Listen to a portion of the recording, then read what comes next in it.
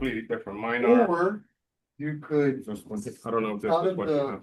you tell them, He's gonna look, give me, apparently for he's the gonna give me. qualifications for the rental property, Yeah. you tell them straight up, call me at this number. Good to know. All right, guys, so we're gonna get started. Room started to fill up. So first of all, I wanna welcome everybody that has shown up to this awesome collaboration. I call them collaborations because I believe that it's a great partnership that we have here at Lifestyle. I've been with other companies where they say, oh, we all have different offices that we can go to, but at the end of the day, they're not really. This is probably the first company that I see that, yes, you can go to other offices and really sit there, really have access to the Wi-Fi, really have access to printing or meeting a client or stuff like that. So one of the things that I think is awesome for us to collaborate, not just in that scenario, but also to teach at other locations and get to introduce everybody else to the offices. When I got into the office, I got to meet some people. They're like, oh, I didn't even know we had an office there. I didn't even know we had an office there. And I think that it's awesome to let them come in and visit the other locations, see where they are. So that way you can get used to, seeing the people that normally show up at those offices at the same time, have the Wi-Fi, be ready in case if you're a client, you already have the answer. This is the Wi-Fi. This is the thing. So take note of everything whenever you visit. So I wanted to make sure to do that. And I've known Anthony for a good while. Krist, of course, I just met through Anthony, and I hear that they're awesome cold callers. Just so you guys know, the way I found out, my wife was tutoring at this office, and she's like, man, Anthony's killing it. And she told me exactly what Anthony was saying and things that he was saying. And I first call that I made was, hey, Anthony, you want to be part of a panel where we teach other agents how to do cold calls? And of course, he was open to it. And I really appreciate that. And Krist, I really appreciate the fact that you are also completely open to that. So we're going to get going. Any questions that you have for them, make sure to just go ahead and ask it. Either if you're online, I'm just going to have to get closer to the laptop so I can hear it. And then if you're in person, of course, just speak up so we can have some questions. I have a few kind of to get it going, to get them to talk about it. I'll let them introduce themselves just so they can say their name, of course, the office that they're in, and how long they've been in the business. So everybody can kind of get used to knowing who they are. So Anthony, go ahead. My name is Anthony Mocegui, a part of the Lifestyle office in Kendall. I've been a realtor for about 6 years, if I'm not mistaken. And, I've had a lot of ups and downs. I don't have a beautiful story like everybody.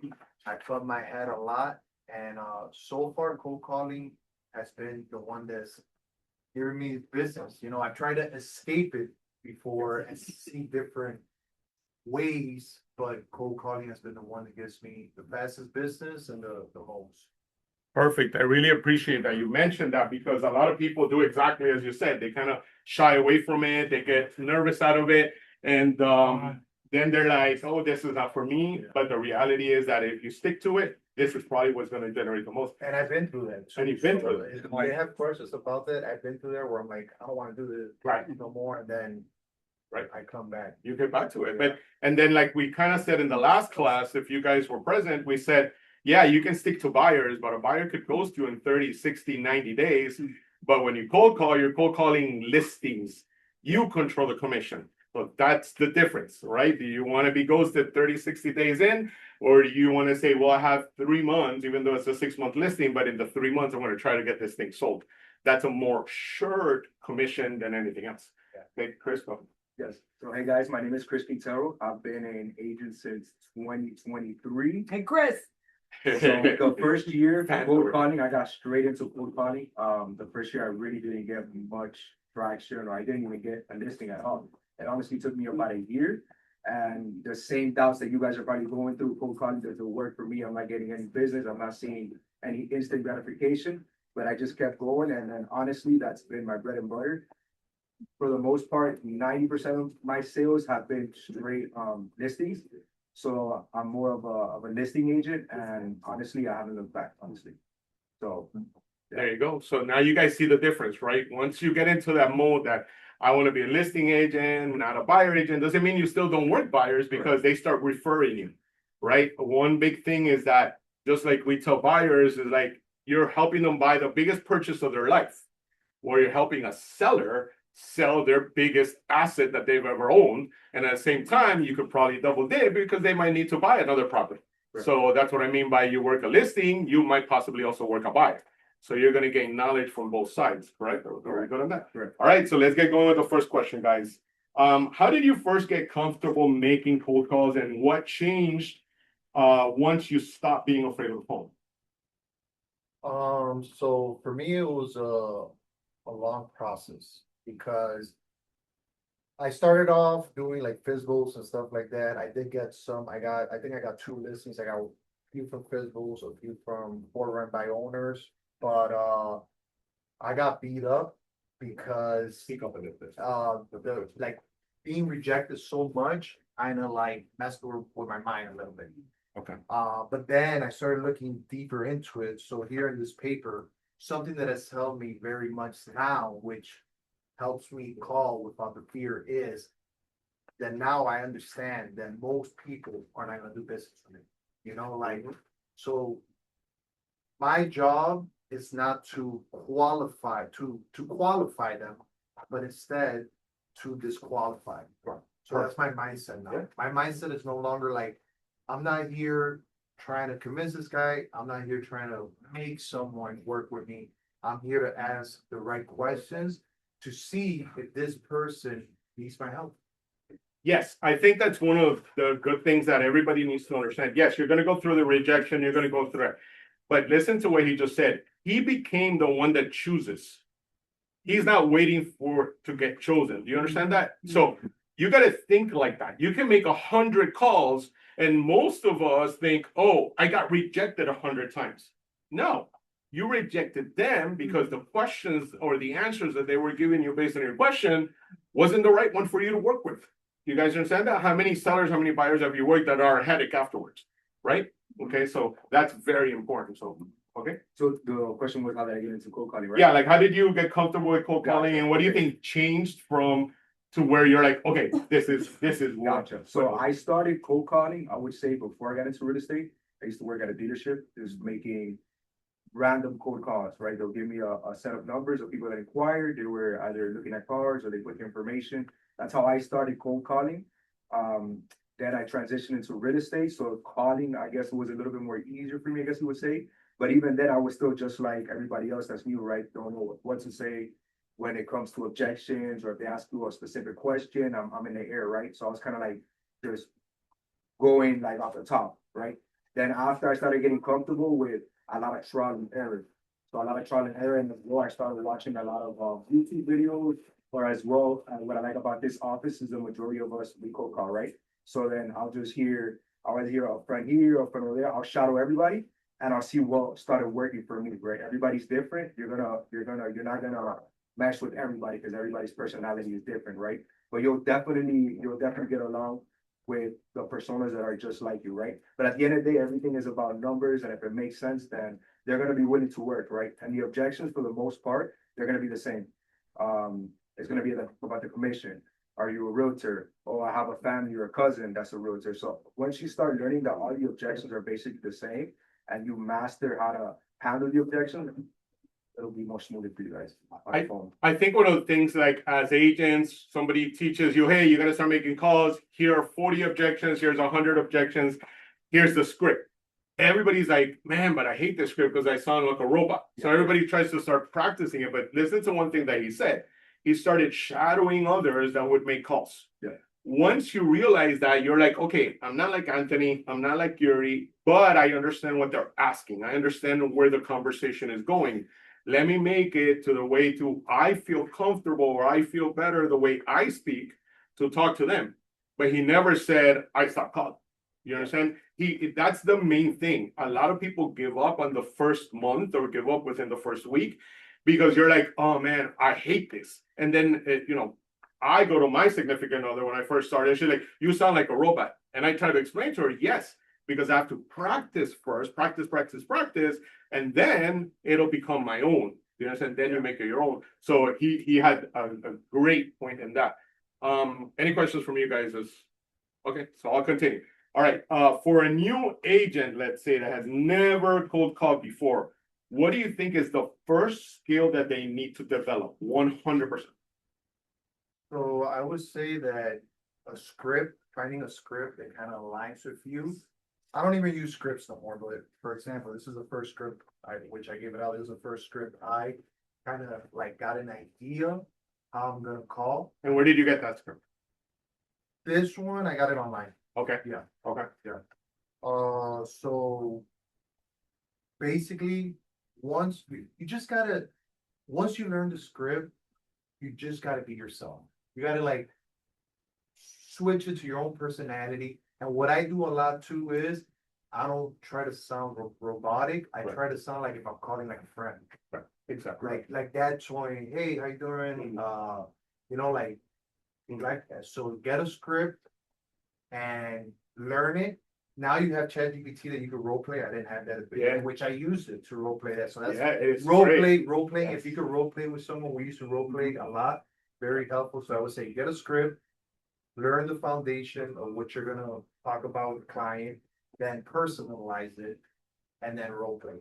Guys, I don't know if you are aware, you can click voice on ChatGPT and it'll act like a person. So then you could go back and forth on it and it'll role play with you. Just tell it, hey, listen, you're a seller and you're going to be a difficult seller and you're going to be this. And now, okay, so let's role play. Okay. What would you say is the number one skill that everybody should kind of get used to as they're getting into cold calling as a new agent? So the first things first, I would say is just like get easy or like get familiar with getting rejected. Perfect. And Love obviously, you know, 'cause Always gonna be fun. if you have that mindset, well, I'm not gonna get rejected, every phone call is gonna go smooth, then it's not gonna go as planned, right? So that would be one thing. The second thing as well is find a partner who wants to do the same thing, start becoming an expert in cold calling, and you guys can role play, right? Role play every single day, I would say, before even calling. That way you start getting a groove as well, and don't make it easier on your partner as well. Actually use objections that an owner would use. Oh, I don't wanna work with a realtor or the commission, or I have a cousin or a friend. Those are the main ones, the objections, right?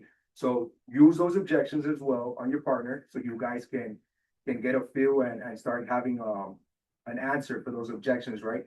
And another thing that I would do as well is I would cold call even homes in Orlando up north. Reason being is because yes, for the most part, none of us wants to farm all that area because it's too far, right, of a drive. But at least you're getting your feet wet and getting comfortable with cold calling. So you'll know if that phone call, right, like if the burn bridge, if it's burned, the lead is not good because you didn't handle it good.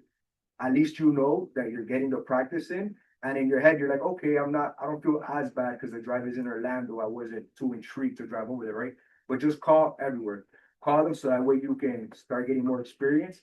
And then as you keep going, you're going to see that you're going to get better. But it takes time though, because I didn't get my first listing until a year after cold calling. So yeah. And how much was that list?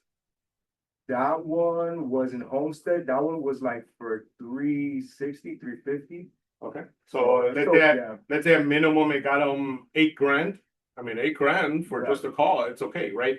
Again, this is one scenario, right? It doesn't mean that it'll take you guys 1 year. It could take you guys 1 month. It could take somebody 1 week. It's just a scenario that he put it, just like I told you when I was first a new agent. It took me 8 months for my first deal. So that's just how it is. But if you think about it, if you've been in the business already, let's say a year, and you've been working rentals, you've been working a buyer, well, if you would have started cold calling a year ago, you would have already got your first listing. You see, that's kind of how you got to picture the business, right? That's how the business kind of works. Yeah. All right. Can I say one thing? Yeah. Another thing, somebody else joined a new realtor here. I think I would say maybe it's almost a year now. But when as soon as he joined, he got a listing within, I think, 2-3 months. There you go. It was cold calling. You know, just being in this environment and being with us that you know, he gets to hear us, hear Anthony, hear me, or hear Manny or Fernando, whoever. He just picked it up and he got a listing within 2-3 months. So And how much was that? Definitely achievable. So it wasn't mine, so I don't remember, but I think it was like around 400, something like that. Okay, so Yeah. the reason I ask for the amount, it's not because that amount should matter, it's because I know most of you are like, well, how much did they make? Okay, because I know that commission is motivation, right? To some people, right? So the commission is what motivates you. Guys, that was in 3 weeks. What if in another 3 weeks he got another 12 grand and 12 grand and 12 grand? And again, he controls the listing. Right. Therefore, he controls the market. Understand that. Keep reminding yourself of that.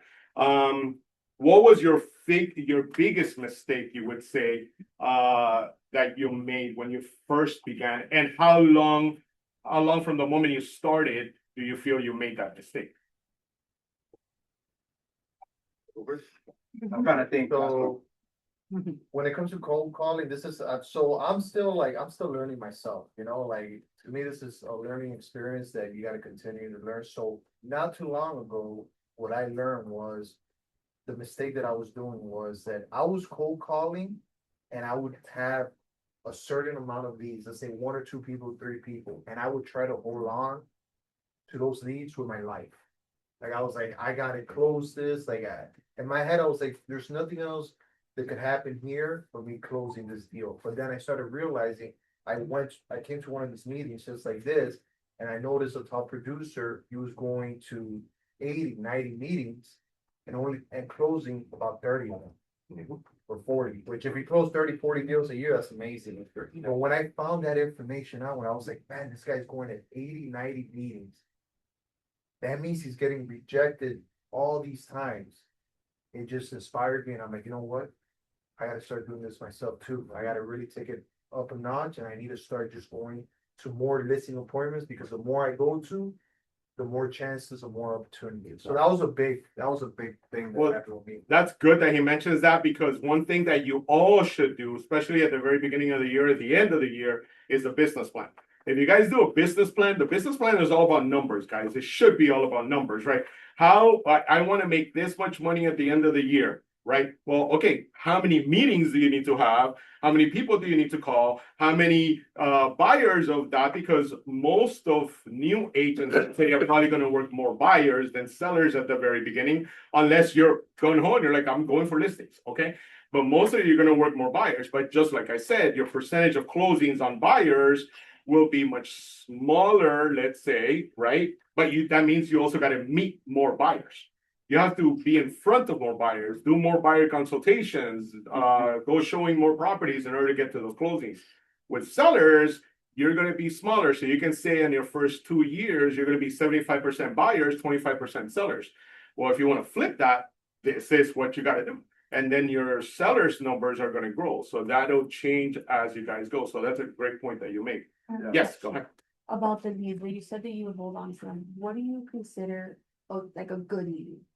Like, Yeah, so like once I would, let's say like I would meet someone, like I like, what I like is circle prospecting. That's the type of lead that I like. I can get more into details how I do it later. He likes circle prospecting too, but he likes physical. I don't like physical segment. I like circle prospecting. So once, when I say I get a lead, I'm like, all right, I talked to someone, I've had a great conversation with them, or maybe even gone to the listing appointment already. In my mind, once I've connected with this person, which I think is a good thing in a way, because you're positive about it, but in real estate, you can't depend on one person, because so many things could change. The person could wake up next day and be like, you know what? I don't want to move no more. I don't want to move no more. You already counted that commission check, that money. And it could even happen when you have the listing, because even having the listing, it's like a roller coaster, you know? Something could still happen midway where you're not able to close it. So I'm still learning this myself, because I learned this recently. So now my goal is, yes, when I have someone that has potential, I'm gonna put all my might to closing this person, but I'm not just gonna stop there and just think, oh, count on that commission. I'm gonna continue to find more people like that. So like let's Build it up, because that's what I didn't do. I didn't build up my pipeline where I have 10, 20, 30 people that I'm talking to. I used to work with 3, 4, 2, 3, 3, 4, like per month. what if let's say you have like a good conversation, do you follow up with that person, or Yeah. like you know what I mean? Who do I continue to follow up on? Okay, so Maybe some people are. I'm sorry, so yesterday, for example, I don't know how many of you guys were in the class yesterday. I literally, half the class was leads. You got to put them in a bucket. Cold leads, warm leads, hot leads, right? So what he's talking about is it began at a warm lead somehow, and then it became a hot lead. Normally you put time, either within now 2 or 3 months, 3 to 6 months, 6 months to 12 months. And then, yes, you have to follow up. that will, and we'll get more into that when it comes to cold calling, guys, because that is probably, if I were to call a mistake that agents make when cold calling, is the fact that oh, no, he told me don't call me ever again. Bam, that's it. Oh, no, he went off on me. Bam, that's it. Oh, I called, they didn't answer. That's it. No, you gotta follow up. And that's why a good CRM system is good. Or if you don't have CRM, if you don't have what, we got it through Lifestyle for $25. If you can't do that, that's fine. Do it on Excel. But then you got to create an Excel system that basically tells you, okay, call this person back in a week. And then that day, instead of calling brand new cold calls, which is what everybody hates, you're not calling a cold call. You're calling somebody that might have already said, hey, listen, not right now, I'm at work. And then you reach out that same day at 6 p.m., they didn't answer you. But then you're like, okay, that's it. They don't want to talk to me. They probably blocked me. No, it probably meant he was really busy. Call him in a week. And you say, hey, I don't know if you remember me, but that's it. And now you start all over again, right? So yes, the follow-up is a big win. And it's a big win for everything. He mentioned, John, he mentioned that he does a lot of physical. I'm sure that if he didn't follow up on physical, that would be a big thing. So yeah, and basically, so that question you had asked me what was my biggest mistake, right? The follow-up, for sure. You have a great conversation with a for sale by owner, and they'll tell you, oh yes, I'm not willing to work with an agent right now, but call me back within a month. And maybe, we'll explore other options. So I'll wait the month. This was a mistake. I'll wait the month. And in reality, you should cut that in half. If they tell you 1 month, call them in 2 weeks. If they tell you 2 months, call them in 1 month. Perfect. Because they're starting to get desperate in their mind, right? It really depends. So a lot of how I qualify for sale by owners is their motivation, right? So if it's real motivation, or I got a job transferred, I downsizing, unfortunately, a family member passed away, whatever, those are actual motivated for sale by owners. And eventually, if they don't get to sell on their own, they will list with somebody. 90% of them will list with someone. So that's another thing that I would say that was my biggest mistake. And then, just follow up is super important, to be honest. That's an awesome point, guys. If he told you wait a month and you really truly wait a month, you got to think like this. What if I have a cold caller that has already been doing cold calling for 10 years and he calls them 2 weeks in advance? He could close them right there. I just lost out. You understand? Yeah. So you got to kind of, whatever time they give you, cut it in half, right? Because at the same time, do you really remember somebody that you talked to a month later? That it was just a quick little 2 second, 5 second. No, you already forgot them. So you got to make them remember you. Now, again, one of the biggest things, and we'll talk about that in cold calling, is, again, I go back to CRM or Excel. Why? Because you got to grab some information. You can't just call them, okay, give me a call. Okay, but what's your email address? You need that email address. Why? Because you need to have your brand in front of their face. What's a brand? Just send them an email. If you put them on a CRM, automatically a CRM will send them an email. So at least that face is there, right? And at the same time, hey, do you mind? I'm going to go ahead and send you my business card, my digital business card, just so you remember in a month who's giving you a call. There, send it again. So that picture is your brand, okay? Whatever picture you guys use, that's your brand. And then the more you send it, the better. All right, guys. So next question. What is your actual call schedule? Like, everybody kind of wants to know, do you make calls in the morning? Do you make calls in the afternoon? Do you make calls at night? I know one of the biggest questions that everybody asks me, what is the best time to call? So it doesn't really matter, but like for me, I like the morning because I think you shouldn't think so much about when is the best time to call, but when do you feel best? Perfect. Exactly. Like, and I feel best from 8 o'clock to like 11, 12. That's my favorite time. And then sometimes I'll call up to like 1, 2, 3 o'clock around that time, but those are my best times right there. Yeah, I personally like to cold call as soon as I get to the office. I would say, depending if I arrive 8:30 or 9, straight till 12. Then after I'll have like a lunch break or work on the back end a little bit. But if I did not get no appointments, then I go back to cold calling to get more. But if I have something going on, like to show my listings or, then of course I'm gonna go and prioritize that. But if not, then if I have no appointments, I gotta get one at least. Yeah. So I'm with them. My cold calling, when I do it, is in the morning. Period. Mornings. Why? I've always learned, get rid of the thing that you hate the most as quick as possible. Because if not, your motivation drops as you go through the day. If you had a bad day throughout the day, the last thing you want to do is be told off over the phone at 4 p.m., 5 p.m., 6 p.m. Does everybody get that? Yeah. So if you wake up in the morning, you took a great shower, you went out for a run, whatever it is that you did, you're already coming in with energy. Now, again, we've been discussing rejection. Just because somebody rejects you, your energy should not drop. Just go next. Okay, next. Because as you see, they all follow a call, phone numbers, right? So this one said next. Okay, I have another phone number to call, period. My energy remains the same. If I get rejections, okay, guess what? Now I go to lunch. I'm happy at lunch. Now my rest of the day becomes happiness again. Do you guys understand that? So everybody has their own, just like he said. Some of you might work 9 to 5 and you're like, well, should I make cold calls 5 to 7? Yes, because the whole point is make the calls. Okay, and like Anthony said at the very beginning, whenever you feel comfortable, that's okay. But there's reasons to the madness, right? One thing I want to say is, before we move on to the next topic, one of the days that I realized that's a really good day to call. This is one. Reason being is because the majority of the realtors are calling Monday through Friday. And the majority of the homeowners, they're working, they don't want to talk, they don't have time. But on a Saturday, if a homeowner does not answer, I promise you, on a Saturday, he will answer. He has more time on his hands and he's not getting bombarded from hundreds of realtors. In reality, a lot of realtors don't call on a Saturday. They're either showing homes, I'll get to that now. They're either showing homes or in reality, they're not working, right? So you're already beating tons of realtors just by calling on a Saturday. And I guarantee you, if they don't answer Monday through Friday, they will on a Saturday. 100%. Yeah. How long do you wait to, let's say, this listing is expired already? How long do you wait to call them? Okay, so the question was, just so they can hear. The question was, how long do you wait to call, for example, an expired? So you're talking about now an expiring list, right? Like an expired not for sale by owner? Mhm. Gotcha. I don't really call expireds, to be honest. I call more for sale by owners, but in reality, if I were to call, I'll call right there and there. It doesn't matter. It could be expired from a year ago or it just expired. Once I'm dedicating myself to calling expireds, I'll call everything. Do you do expiration? Okay, so I'll tell you about my expired experience. So expireds, the ones that, so let's say if you want hard, medium hard, simpler, the simple ones for all agents is probably going to be the ones that have been expired a longer, right? Why? Because all the agents that call them the day when expired, remember that same day, everybody's getting the same phone number. So that day, when you call them, everybody's going to tell you, well, you know, you're like the 50th agent that's called me, right? Everybody's going to tell you that.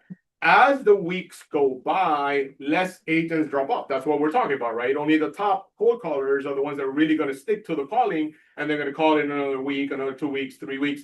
Now, guys, most people need a touch of at least 8 times, period. So that means you're going to try at least 8 times to see if this is for real, right? So again, if you call somebody that's been off the market for 2 months, for 6 months, those are the people that right now might be the time, okay? Those might be the people that right now are easier. So, you know, the call script becomes much easier. You feel more comfortable giving them a call. Hey, listen, I know that maybe 6 months wasn't the right time, but you know, I'm reaching out to you because this is what the market's doing.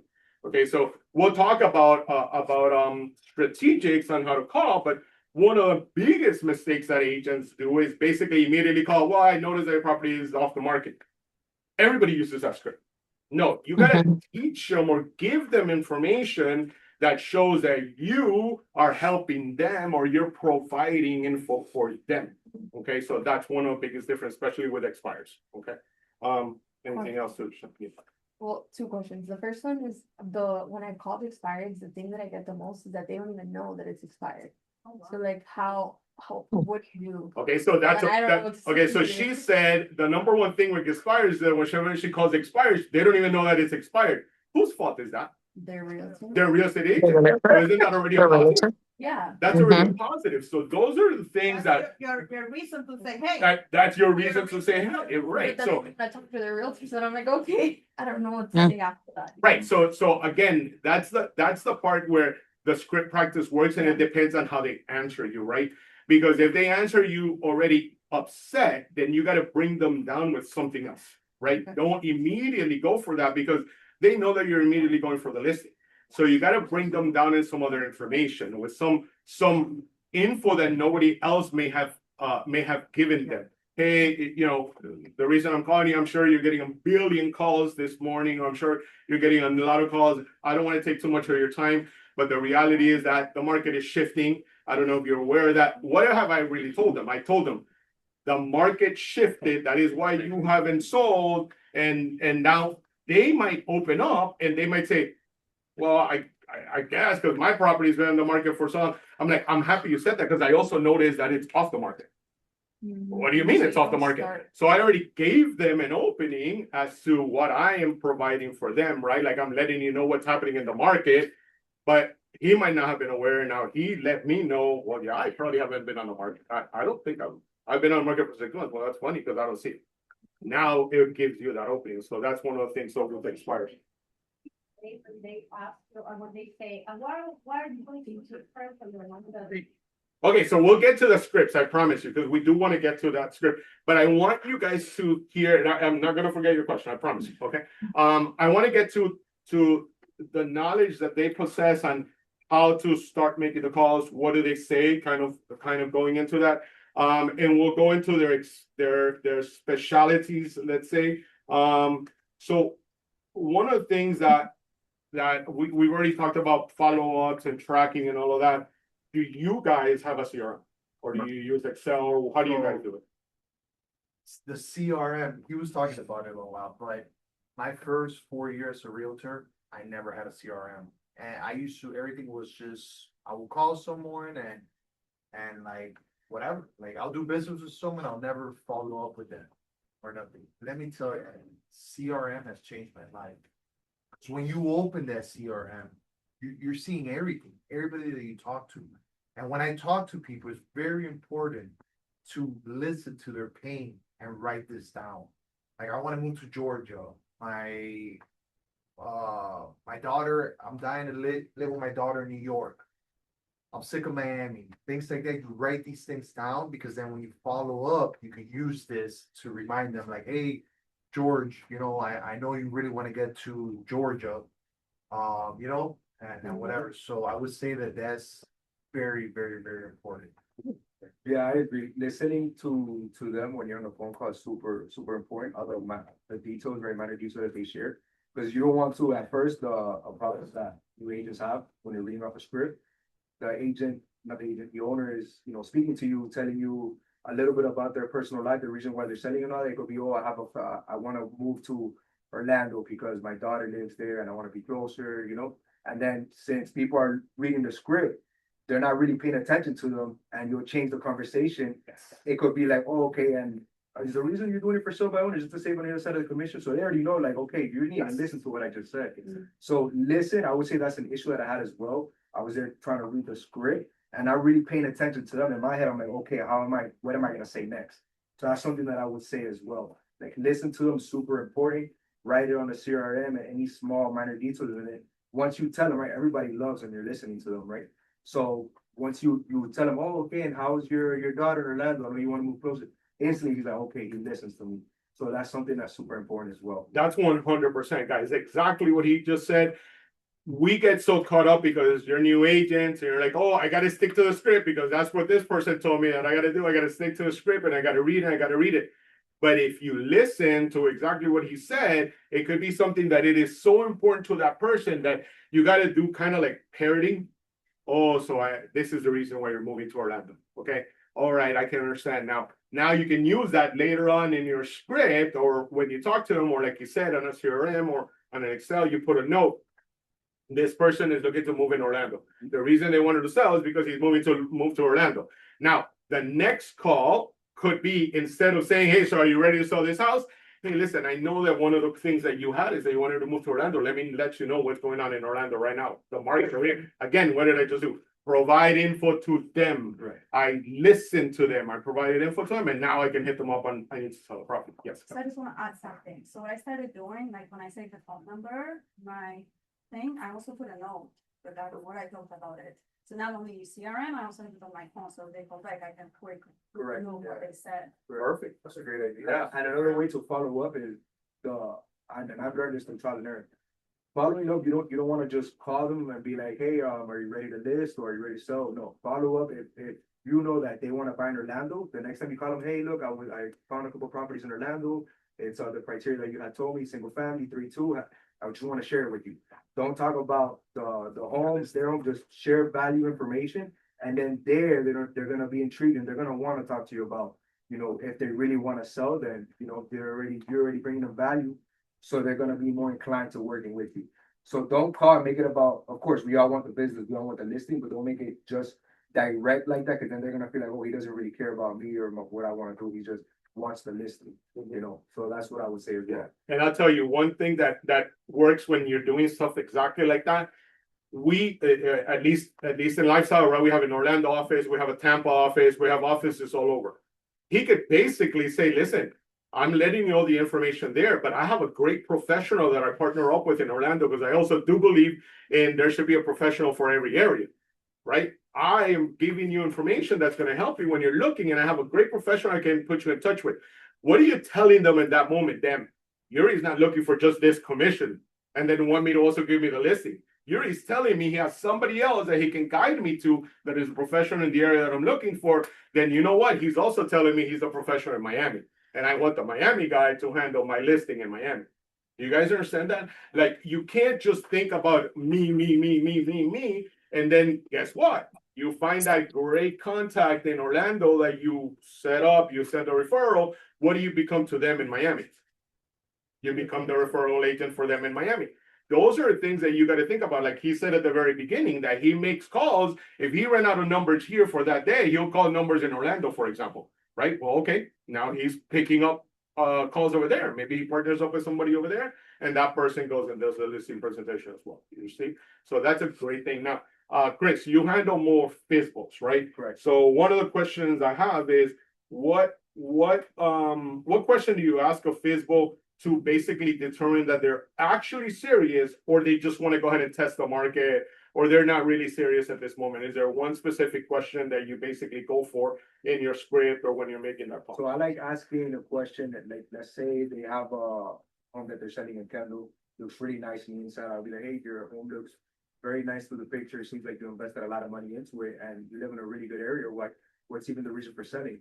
So I like asking that to see what's their motivation, how serious they are. Because if he just says, oh, let's say his home is worth $750, I want to sell it for $1 million. And if I don't get $1 million, I'm not going to sell it. There, you already know he's not that serious, right? Because he can, and this happens a lot. Let's say you get an offer for $950, right? But since he's not getting $1 million, he's like, no, it's $1 million or nothing. They already know he's not that serious, because that's something that he's super close to it, right? And in reality, if you really wanted to sell, maybe I can negotiate it to 960, 970, you know, however the negotiation goes, and you actually accept it and sell. But there's some that are winning for 5, 10K that they won't take the offer and they just leave it on the market. So that's a question I like to ask. Find their motivation why they're selling. You know, it's not just a movie price. Oh, give me $1 million and I'll sell it. Like, you can get those listings as well. I know a lot of other agents that like to leverage it, right? They'll leverage it to get other listings around the neighborhood. I would say if it's too unrealistic, I personally don't like it. That's me though. I just had a conversation with somebody about that exactly. I'm like, they were going to put it on the market because the seller wants this, and I said, well, at the end of the day, yeah, it is a business call that you're making. If you put it this high but you don't sell it, how does that make you look, right? Just collecting listings means nothing to me. I'm not a listing collector. I like to sell listings, right? And that's how you got to think. So yeah, you can have 10 listings out there. Oh my God, I'm a listing agent. Are you really? If they're not closing, you're not a listing agent. Because an agent closes deals, right? It doesn't just list deals. So that's something where you got to become the professional and be like, this is not the one that works for me now. Now, it does not mean that you don't go to the appointment. It does not mean that you don't create the appointment and deal with it as if they might go for it. Why? Because what if in 6 months they try another agent, it did not sell, and they're like, you're the only one that was honest with me, and you're the only one willing to walk on it. Do you guys see that? They already see you as a more professional agent than everybody else. So one thing yes, I would go say, ahead. one thing I would say is it really depends how you're asking the question. So the question that I had just asked, you know, when I told him, oh, you have a beautiful home, where are you even selling? Like, make it like that nice, like intrigued, like out of curiosity. Don't tell them, oh, why are you selling, to find out, because then they're gonna be turned off. Like, what do you care? You know, because the way you ask the question. So ask it in a nice way and make it sound like you're just curious. So what is that question? Tell me your script in that part. So So what is your question to find out that you're kind of more the curious? same way that I just asked. So if it's in Kendall, I mean, look, you have a really beautiful home, you invested a lot of money into it, and you're in a really good area. What's even the reason for selling? That's way better because now you're making it seem that you're curious and you're telling them they have a nice home. So why are they selling instead of asking them why are you selling? Just straight to the point. Because then they can take it the wrong way and just tell you what do you care, you know? So it really depends how you ask the questions as well. Yes. Really quick, do you check the house itself before you call, just to make it, know what you're talking about when you're talking about? So the question was, do you check the house before you call, before you know, so you can know what you're talking about? Question as in like, would you like researching numbers, like? And that's how it basically- looks? I mean, I always like to look at it, like read the descriptions, always get a little bit of information that I could. Sometimes if I know the area well and I see that they're ridiculously priced, then okay, maybe I'll run a little bit of numbers just to see what's going on. But yeah, I'll definitely get as much information as I can. Do you do the same thing? Like how do you? I always do research Okay. before I call, yeah. Yeah. I kinda like research, which it takes up a little time. Yeah. But I like researching because I don't like being there, not knowing, I like knowing a little bit, because at the end of the day, my mindset is that I wanna provide value to this person.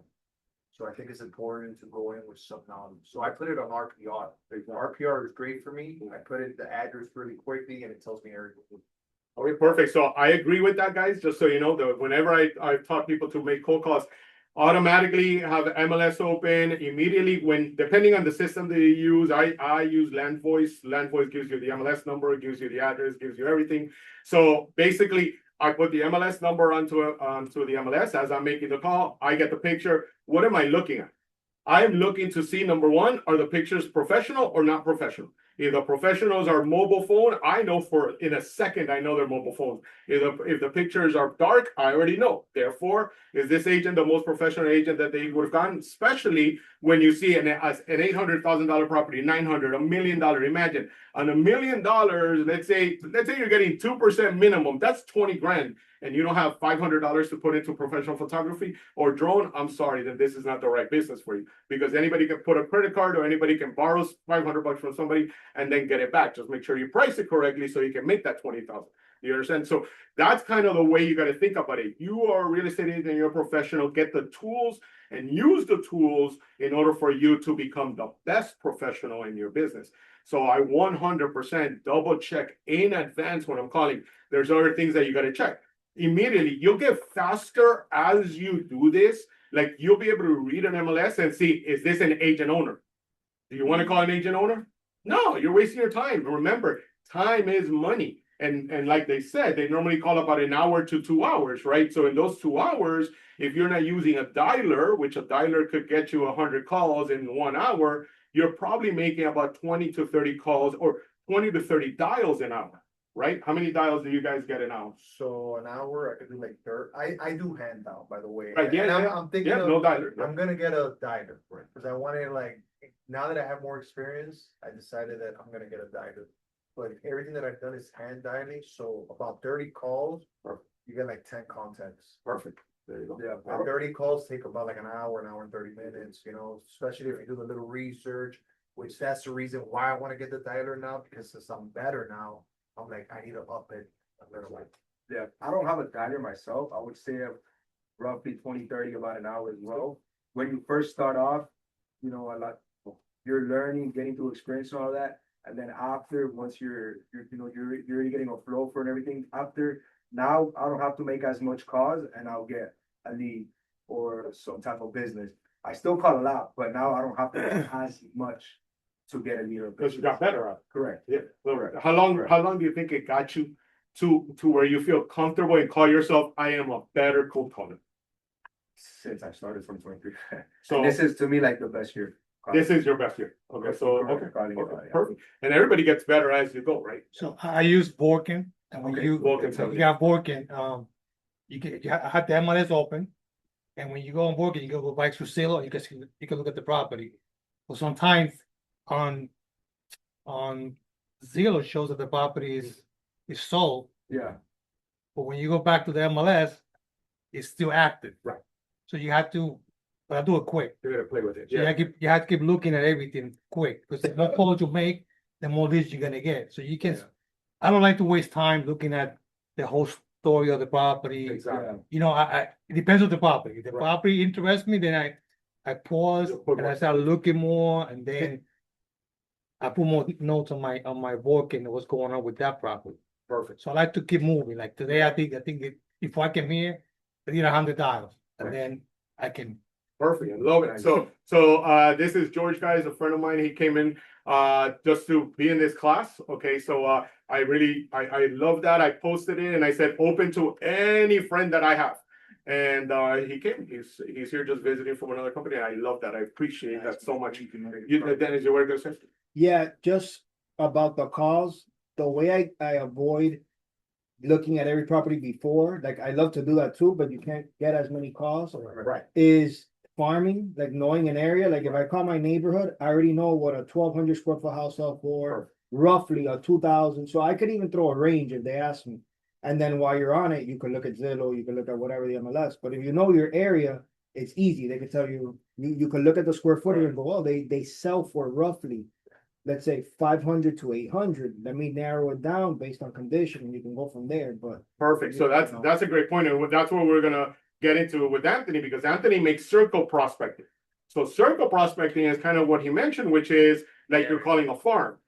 I'm sure that he's calling an area that he either knows that a new listing came on, or a listing sold, or he sold the property, or he rented a property. Then that's the neighborhood he's calling. That's what circle prospecting is. You're calling a neighborhood that you kind of are aware of. So the next question was exactly that. What is your starting conversation for either somebody is looking to rent, lease, or whatever within the area that you're calling in the circle prospecting? So I would say myself is very unique. Like I have a passion, like I want to really help people out. I'm not, and that approach, like I'm not really, I think it's an error when you're just thinking about the commission, because people can sense that, you know, so my goal is, so I get creative. So, some of the things that I do is, I would say take advantage of whatever you have happening at the moment. Let's say you're working with a rental. Someone is looking to rent in Kendall. Farm that area, you already have a renter that you're looking in that area.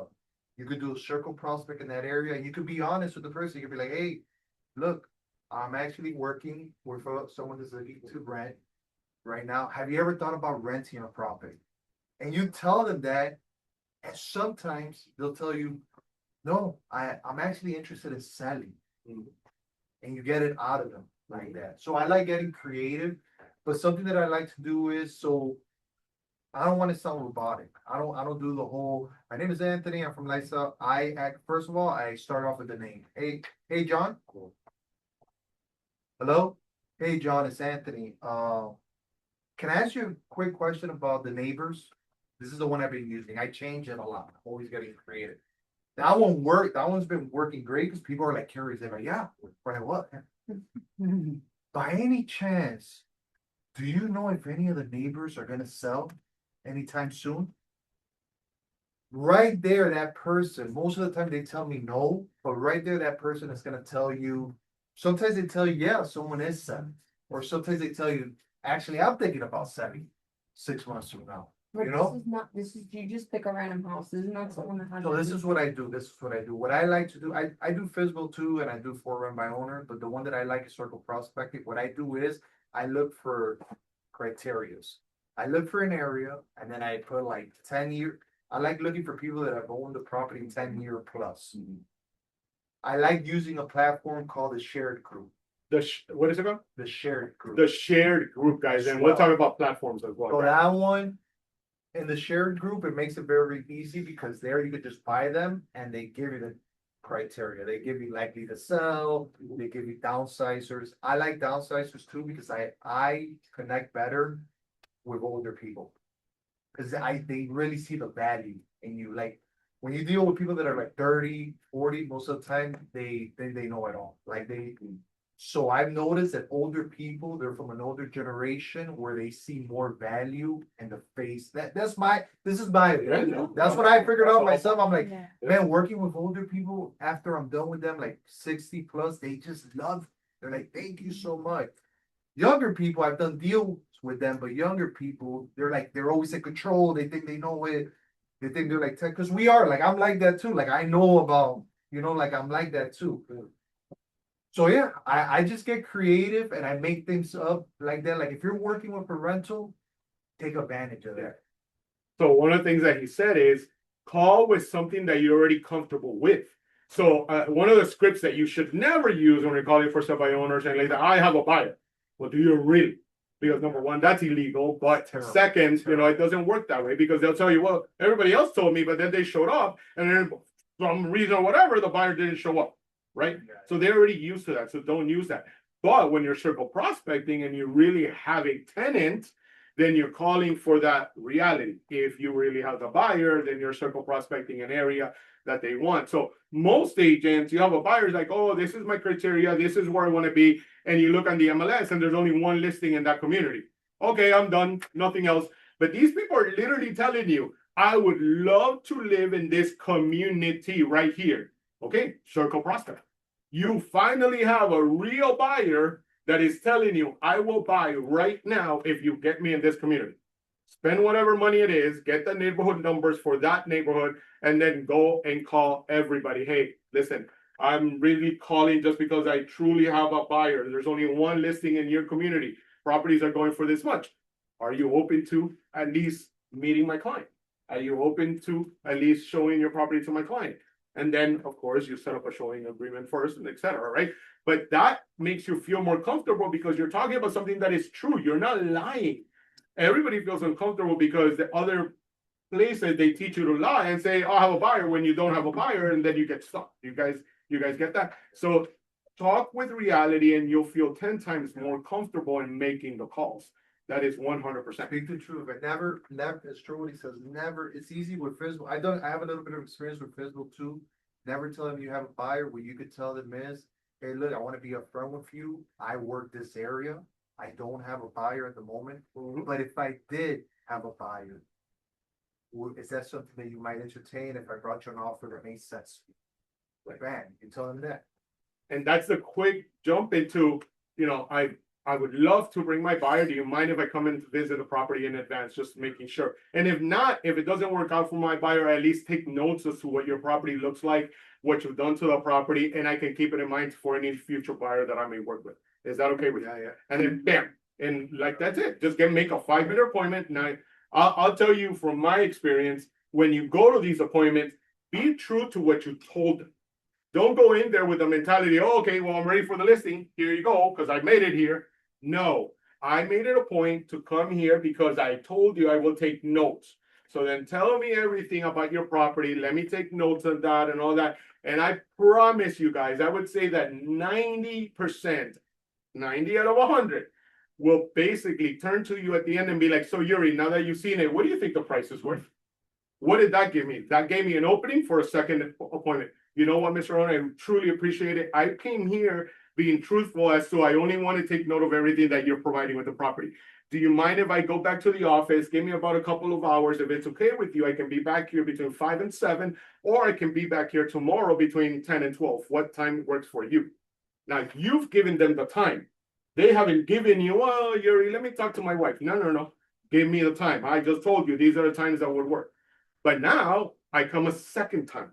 You understand? So you got to also have in your mind marketing. There goes your brand. When you came into the door, here's my card. They see your card, they see your picture, right? Now you set an appointment for tomorrow. Now you send them something by email, which is a thank you, right? Hey, Mr. Owner, well, your email has your brand, it has your picture, it has everything. All of this is what you call subliminal messages. The more subliminal messages you put into somebody, the more they start seeing you. They'll have dreams with you. It's like, man, this guy drove me crazy, and I had a dream with you. You're like, okay, well, fine, whatever. Okay, and then the next morning, now they're meeting you again. And of course, you show up with your entire packet. And now you have a folder, you have this, you have your presentation, almost like a listing presentation, but not truly a listing presentation. Do you guys get it? But your information is there. So that is big when it comes to now making the other. Before we continue, I want to make sure, because I know Ludis was asking about what is a dialer, what are the systems that people use, and I know we've been using those type of terms. A dialer guy, so as you see, most agents will call dial, right? Like you will press the number and you will hit dial. A dialer, you upload an Excel format and then or a CSV file, and it'll literally dial for you. So it goes quicker. Now there's one dialers, there's three line dialers, 5-line dialers. Of course, 5-line dialers should be for somebody that's already a pro, right? 3-line dialers is probably their next jump. Almost no company that I know offers 2-line dialers because that's what everybody would love. So they normally go from 1-line dialer to 3-line dialer. So what happens is that as one is being talked to, the one that you're talking to, the system is already dialing another one. And it'll go to, oh, it went to voicemail. Nope, go to the next one. Oh, this one is a, well, then automatically the system will tell you. So that's how you get better. You because got in those calls that hang up on you. yeah, that's when you get better because you'll be like, oh man, I got another call. So I get better at, okay, now I need to go for the closing. You know what I'm saying? Because you will have, and I'm sure they've had those calls that people just want to talk. And they're there for like 30 minutes. And if you give me those 30 minutes, you'll have that, right? Yeah, of course. It's so important. And what do you do then? Yeah, it's so important to learn how to qualify people because so many people, we laugh about it all the time. There's so many people that you're gonna call and they're like, yeah, I wanna sell. The house is worth like 800, bring me $1.5 million. And there's a lot of people that they don't have pain. They don't really wanna sell. And they're just throwing it like, hey, if someone brings me a high offer, I'll take it. But you gotta learn how to qualify and because I didn't know how to do that back then. I used to go to those appointments all the time, but now I'm getting better at that, qualifying them and seeing like this guy's just playing around. This guy's just putting an offer out there. This guy has no pain. You know, it's been happening to us. Some guy that we called the other day, we were in the car cold calling, and the guy was like, we're like, hey, look, this is the price. No. A mí no, nadie me dice a mí lo que me vale mi casa. Yo quiero uno, the house was worth like 900. This guy doesn't want to sell. Like, you know, like. Yeah, but there you go. That's my point. Just to finish on the system. So guys, I'll give you the systems where you can get most of the numbers. Red X is what everybody knows. That's the cheapest, but the data is not the best. Okay. That's why it's the cheapest. Okay. All that matters is data. Then you have Mojo dialers or Mojo, the Mojo system. You can look it up. Then you have Land Voice. Land Voice is kind of in between. And then, of course, you have the top of the line, which is Vulcan 7. Vulcan 7, does it still work with referral? It only works with referral, right? Still? Like you have to be referred into a system, or now anybody can sign up to it. You can, anybody can sign. Anybody? That one, Yeah. Okay, yeah, You 'cause can sign up directly online. that's what I'm saying. It has to be referred. But they So- accept everybody. No, you Okay. can. No, I know they accept everybody, but it has to be like referred. Yeah, it's- That's how they make it themselves as being the premium one. Yeah. It's like, oh, you have to be referred into our system. But that system is not cheap, guys. I believe it's about 200 or something. I think 3 or 5. 3 or 5. Okay, so it went up, yeah. 250 when you get the special. Perfect. Yeah, the 250. Yeah, you can get the special. Always ask for specials. I mean, you never know. Sometimes over December they normally come up with a special. But yeah, Vulcan 7 is the best data out there. And what data matters is they've already verified numbers. So when you're really calling, that number is there, of course, with the rest of the systems they provide you, like he mentioned, that you can automatically see everything on the screen, save notes and all that. And most of the other ones do that as well. But it is important that you guys, you know, you gotta spend money to make money. Okay, so that's important. Way Okay? cheaper, they say. What about, really quick, sorry, where do you get your Fizzles? Cause I just look on Zillow, but is it Yeah, I just use Zillow too. just, No, Zillow? Okay. Yeah, I just use I had it for myself. There's there's a website. I think it's for salebyowner.com. Okay. I haven't really tried it to be honest, but that's another website. But I usually just use Zillow. So I'll give you a free one, Fizz Bonanza. Fizz Bonanza. So if you go to Fizz Bonanza, it basically pulls all the numbers from Zillow, it pulls all the numbers from all these free websites, and it puts them there. And it'll even tell you where it came from. So just look it up, Fizz And Bonanza. I also, believe when it's you go to Zillow, I believe it's FIZ and then Bonanza. when you go to Zillow itself, if you scroll down, it's gonna give you more Fizzballs. Oh, yeah. And there you can get a lot more Fizzballs from one Fizzball. Yeah, you gotta keep scrolling. Yeah. You know how it says properties like Yeah. this one. Okay, so that's how you You get have to more. look down. Yeah, so just so you guys know how good you have it, when I began in the business, literally we would grab it all from my map. I would spend times until 2 in the morning preparing for my calls the next morning. So I would go on IMAP and look up all the properties, like I go to MLS first, this property expired or this property is gonna expire, you can do a search for that. And then I would go and put the CSV on IMAP and IMAP would throw it. Then I would have to find the ones that have the white page number, which is a telephone number, but those numbers, most of them were. But now you can use they were forewarn. lost. Huh? Now you can use forewarn. Yeah, so now you can check those out. Sorry? Yeah, so that's what I'm saying, so it would come out through property, but that's how, that would take me so long, and now you guys go to these systems, pay for it, and they give you the information. That's much easier in that scenario. Save a lot of time. Save a lot of time. I'm not gonna Remember, tell you guys, that. anybody on Zoom, if you have any questions, just go ahead and put it out there. Okay, so for FISBOs, let's say. At what point do you know, after follow-up, that this person is literally ready to meet to list at a more realistic value? Do you call again and ask a more precise question, or do you just, kind of wing it and hopefully that they are ready for the right price? So if they're if they're ridiculously overpriced, I sometimes don't like to call, to be honest. But if they're more reasonable, then maybe they're overpriced by like 50, 60 or something like that, right? Then I'll call them. First of all, I want to see if they're even willing to pay a commission. Because if they're not willing to pay a commission, then you're kind of already losing a battle there, right? Let's say. But if they're open to paying, I need some buyers in. Hey, if I bring you a buyer, are you willing to pay a commission? If they tell you no, then you know they don't want to pay no type of commission at all. Try to find a motivation there. They are kind of already defeats the whole entire phone call because they're not winning. So they okay. The next question I ask, okay, let's say 2 weeks or a month passes by and you don't get to sell this home on your own. Would you be open-minded to explore another options, possibly working with an agent? Then the more than likely say, yeah, call me within a month. As I had said before, split that in half. Call them in 2 weeks. But yeah, another question that I'll ask to see how motivated they are and how serious they are or how firm are they on the price. I like to ask them, okay, how firm are you on the price? Do we have any room for negotiation? Or I'll sometimes use I have an investor, don't want to waste your time or my time. Let's say it's listed at 700. I'll be like, you know how investors are, they typically want to see some type of margin, some type of profit. So I don't want to waste your time or my time. Would you be willing to accept an offer? If they're listed at 700, I'll say like 590, 580. Oh no, that's way too low. And then sometimes they'll give a little bit more information. Let's say they're listed at 700 and they'll tell you, okay, that's too low, but I'll accept 650. So you already know there they have some type of motivation rather than no, I'm just not going to sell it at all. So that's questions that I like to ask.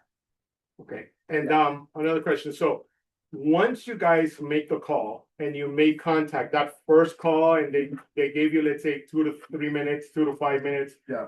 Is there something that you guys send? And I'm not saying a call, I'm saying, is there something that you guys send as a follow-up?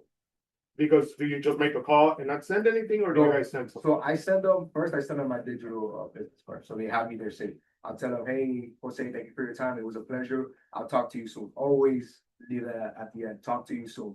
Because I'm already, in my mindset, I'm already working it. He knows I'm going to reach back to him and something normal. I'll talk to you soon. So yeah, I'll send him that. And then after, if I know it's a good quality lead, he's super motivated and I know eventually he's going to list.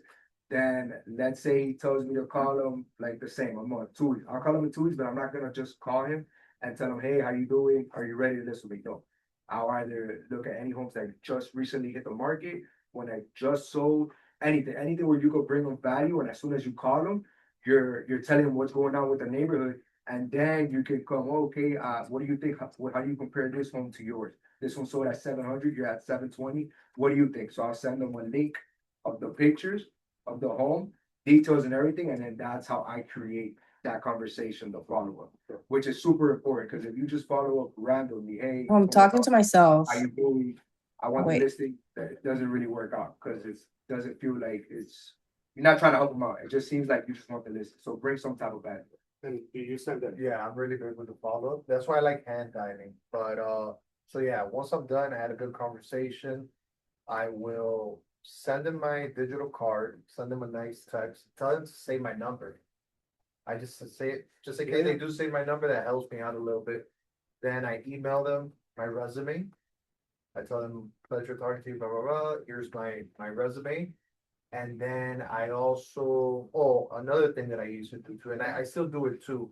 I'll sign them up on an auto MLS search in their neighborhood, which gives me an excuse to recall them and follow up and then tell them, hey, look, by the way, I'm actually gonna give you access to the MLS in your neighborhood. This way, you're on top of things and nobody can tell you a random story and you know exactly what's selling, what's closed, and stuff like that. Okay, so we'll come back to that because he said he follows up with sending them a list. So I want to see their script on how they acquire the email. So we'll get back to that. Okay, so now you see circle prospecting, Facebook, and then I'll tell you what I do. So yes, after I hit somebody up on the first time, if they give me a conversation, like a 3 to 5 minute conversation, I immediately send them a thank you note. I send them a thank you note, 100%. That's how I teach everybody, send a thank you note. Thank you notes, guys, they're not that expensive. If you want to go super cheap, go to Dollar Tree or $1.50 for 10 of them, okay? If you want to go better, I created one on Canva, and it basically has a QR code, everything, and it basically just says thank you. Big thank you, but it's handwritten. Now, why? Because as you see, they're dialing 30 numbers, but out of 30 numbers, maybe you have 10 conversations, 5 of them might be legit. That means I only need to write 5 legit note cards. Now, it's going to cost me 50 cents per stamp. That's fine. I don't have a problem with that because, again, you got to spend money to make money. But the reason why is because I keep putting it in your head, guys, branding, branding, branding. Yes, I also send them the digital card. I also want them to have the email. They also get that. But at the same time, I want them to see that I am different. And the way that I'm different is that I send them a written note. You understand? That is what a lot of agents do not do. So you got to set yourself apart from everybody else. Now you can tell me, Yuri, but somebody else could have gotten that expired in that next call. Okay, perfectly fine. It's just a rejection. Oh, but I spent 50 cents. Okay, I spent 50 cents. That's fine. I do it through Canva. For 50 of those, it cost me, I believe, about 40 bucks. Okay, so I mean, I'm not going to go through 50 in that way, but if I do, that's better for me because that means I did 50 real conversations. Do you guys get that? Okay, so now let's get back to, oh, you had a question. Yeah, so like, when you call them, you got their phone number, but you don't have their email, so like, if they don't wanna give you your email, would you send them listing?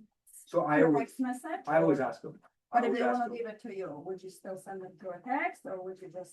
I send it or through the text email? message, but I always ask, do you prefer text message or, and for me, the majority of the time, they'll just say text message is fine.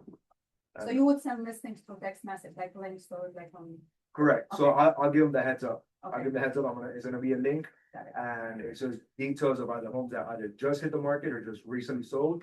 It'll have pictures and everything, so when you have the chance, review it and let me know how it compares to your home. I think that's it. Most She has a systems, question. okay, It's well, okay. no, we'll come back to it. Most systems automatically, if you use a CRM, most system will do it opt-out text message. So it'll be, hey, you're gonna be receiving a text message from this person. Is that a yes or no, whatever, just to protect you on that Yeah, it's end. my phone. The number that they give you, I'll to the person or whatever. Okay, no, that's fine. I'm just letting you know that Yeah, that's it. yeah. Okay, how do you acquire the email? So I have some platforms that I use, like the one that I told you, the share group, gives me the email already. And I just automate it. I put these people in my CRM and I actually a lot of times before I call, I have like what's that called? I forgot what it's called, when it's like 10 automated emails, you can set it up. I do it in my follow-up box. I forgot the name of it. So I do Like a that. drip campaign. A drip campaign, Drip that's what I do, yeah. Okay. And I've never had a problem with a client telling me like, how you got my information Right. or no. Actually, I've had some people tell me how you got my phone number, and I tell them I'm honest. I'm like, hey, look, if you want me to hang up right now and I'm bothering you, I could do that, but just to let you know, it's public records, and I decided to call this entire neighborhood, so I tell them that, but the email, yeah, that's how I get it. Or you go to True People Search and you get their email right there too. I use True People Search as well. What's your name? Let's say, we call it sell by order, and you get in conversation with them, and he just tell you, I just want one video for my house because my neighbor that is live in the corner, he sold his house for 1.2 million. 1.2? Yes. So in that point, what you tell, No, that's actually really good. If he wants $1 million and his neighbor sold for 1.2 million, I mean, the comparable to that, it's even better. I'm surprised he didn't ask for 1.2, so. If he saw a neighbor, you know, But you gotta figure out the pain. You gotta tell them, okay, if I did bring you that offer, what are you gonna do? But when you go to the IMAP or you go to RPR, you see that person that sold for 1.2 was like a lucky sold or whatever, but the comparables around the area is not that gotcha. 1 million, so. Yeah. He's telling you that because in his mind, because my neighbor did, I can do. I can do. So why you can bring a buyer that give me that money? Correct. So you would So- just educate them and make sure that you're doing a comparable, like as an appraiser would do it, right? As Dennis here. So basically, it has to be either 25% less or more square footage. Year has to be 10 years older or newer. And then use that if it's in that criteria and it's a comparable. Square feet or? Correct. So I'll show them that one. Let's say the 1.2 is a comparable, and then let's say there's for 950. So you'll just educate them. Like, yes, your neighbor sold for 1.2 million, and you have another one that sold for 950. The one for 1.2 million more than likely renovated the whole entire house. And then from there, you tell them, look, this is the range that you're in. I personally don't know your home. You know it more than I do. But we can talk more in details in person when I get to see the actual condition of the home. Because through the phone, I'm not gonna really be able to give him an exact value because I don't know how his house looks. You know, I don't know if he's done. I could ask him, how long did you do your roof, your kitchen, your bathroom, and I have a better idea. But I always tell them this is the range. These are the comparables that recently sold. If you want more detail and exact value, we can set up a meeting in person, and that way we can talk in more details. And if it makes sense to do business, then we can go ahead. And if it doesn't, you can kick me out at any moment. And they're open to it. So that's a very important thing that you guys are hopefully seeing. Every conversation changes. So in this one class, you guys are not going to learn everything that can be thrown your way. But for example, that's a perfect example. And it goes back to his first point that you got to listen. Most people stick to the script, right? He just said, well, my neighbor got this. And he's like, yeah, but let me ask you, Mr. Seller, if I were able to do this, and then you go back to your script. No. You stop it right there, and then you go into exactly what he said. Well, Mr. Seller, the reality is that I could probably do the same, but I don't know what your property looks like. Do you have a problem if I were to pass by your property today for 5 minutes of your time? Does 5 to 6 o'clock work? Guys, you got to go for the closing. Yeah. He just gave you the opening. Go for the closing. But again, if you stick to the script, oh no, but I need the listing appointment. No, he literally just gave you the opening. Okay, now go and see the property again. Now you're making the relationship. Now you're connecting. Now you're doing something that somebody else wasn't doing because they were just going script by script by script by script. And the moment they heard, oh, I want this one, people hung up on them. You understand? So you just made the difference. You got to be the different one, right? Exactly. But In the conversation, listening. exactly. You don't, Correct. Exactly. what you gotta think is this, you don't, like, when someone tells you a price, your job is not, the last thing you wanna do is fight with him over the phone about the price, like, is this? Right. You gotta see if that guy is even willing to invite you over. If you did bring him that offer, okay, Mr. Seller, okay, if I did bring you that offer, what are you gonna do next? Oh, I don't know, or, I wanna move over here because I'm sick of Miami. Oh, this guy really wants to move out. And then, once you get to the meeting, then you explain to them there, hey, look, if we're gonna overprice your house, just imagine, now you're the seller, but imagine you were in the buyer's shoe. And you went to a house that was overpriced, what will you do? Leave it on his court. He's gonna tell you, I'm not gonna overpay. Yeah, you got to change the script on them. At that point, you kind of got to tell them what you want them to do. You understand? So at that point, when he tells you, well, this is the number, exactly what he said, you can be like, well, listen, okay, so if I can get you the number, if I'm going to bring that number to you, tell me, what's your next step? Where are you moving to? Are you moving in with a family member? Or are you moving to another state or another city? I just made it, I forgot about, I'm getting the listing. I just made it about you again, right? Well, now tell me. And now I brought out the conversation. Well, you know what? If that can happen, then our whole dream is move to Ocala and we want to retire. What did I just hit? I just hit emotions. When you hit somebody on the emotional level of motivation, that person is yours, 100%. Now you just got to keep hitting on that. I love that you mentioned Ocala. I know so many people have already moved to Ocala. Ocala is a great community to move to and all of that. Now, and then another thing that you guys kind of have to practice, and you will, the more calls you make, and I'm sure they're going to have the same thing, is your tonality. You got to become a great conversationalist. And I always tell people, everybody that I tell that, oh, I'm not into talking in front of people, go to a mastermind event, go to a Toastmasters event, right? If you ever go to a Toastmasters event, you're going to hear people doing live speaking. And at some point, you want to go get up there and be like, okay, I think I've heard enough. You got to know when to change your tonality. I go door knocking, or when I've gone door knocking with some of my people, they tell me most of the time, Yuri, why is it that as you're door knocking, they open the door, you sound completely different than when you're talking to us on the sidewalk, right? You know this. It's because I go in there and it's like, well, Mr. Seller, thank you very much for opening the door. I'm just coming here to introduce myself. As opposed to, oh, listen to this guy. He's like, no. It's just, you gotta be able to change that. And I'm sure that when they make calls, that's why they suggest for you, don't make the call sitting down. Make the call standing up. I'm a person that you guys see me doing this because that comes out on the phone, does it not? If you guys stay sitting down, then everything just becomes a regular tone. So do you guys do it standing up when you make the calls? Standing is better, but I do sit down most of the time, but standing is better. I know for a fact that it is better. Okay. I mostly sit down, but 100% what he's saying, you definitely want to, mirror them and change your tonality. You don't want it to be, you don't want to call like it sounds like you're having a whole with it. Like, hey, my name is, are you willing? That's not going to work at all. Mirror them. I'm super energetic naturally. So as soon as I answer and I hear that they're low pitch, I completely soften it up and just go slow. So 100% mirror them, tonality, and it's super important. 100%. That's another thing that I learned too. There's different types of personalities, and you got to match them. Because if you're dealing with a driver, I'm a calm person. When I'm dealing with a driver, which is a hyper guy, I hide myself out because they want fast. And then when you're dealing with, I think I forgot the name of the other one. There's calm people. If you're too salesy, they're gonna be like. So you got to match those personalities. Analytical is the hardest one for me because they're really like so. Yeah, they're all about numbers, and that's a good point because you also got to know the area.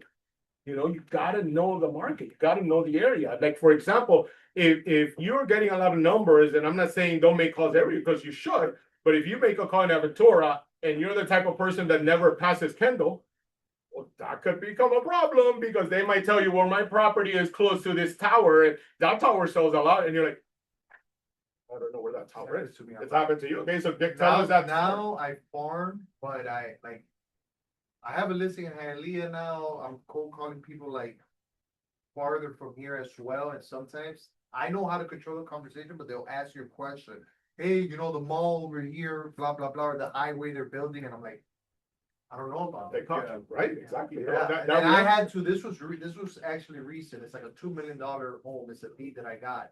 The guy is in, I think Golden Beach. I don't know that. The guy said that. He was like, oh, they're building a bridge. And I disimulal. I was there like, yeah, man, Miami is crazy. I see, you can't say Miami for Golden Beach people. Golden Beach people hear that, and that's it. So yeah, a lot of it that you have no idea. No, when he said that, I was like, they're building like crazy here, right? That's crazy. They're building everywhere, and the guy didn't know. He was like, yeah, no, it is. I had no idea about that, to be honest with you, because I most of my real estate life has been in Kendall, but then I moved to Aventura for 4 years. And I started working the condo market. So I started working everything from Hallandale, Hollywood, West Palm, even Miami Beach, and all of that area. And people do want to talk only about their area. You understand? So when I came here and moved back to Kendall and I started working those areas, wow, you really know this? Yeah, because I lived it. So then I understood that I have to know the market. You always hear that. Know your market, know your market. And it is true. That is part of your homework, right? If you want to hit up a specific community, like he wants to, I'm sure you're going to look up, well, how far is the highway from the community? How far is the plaza? Where is the closest this? Where is the closest that?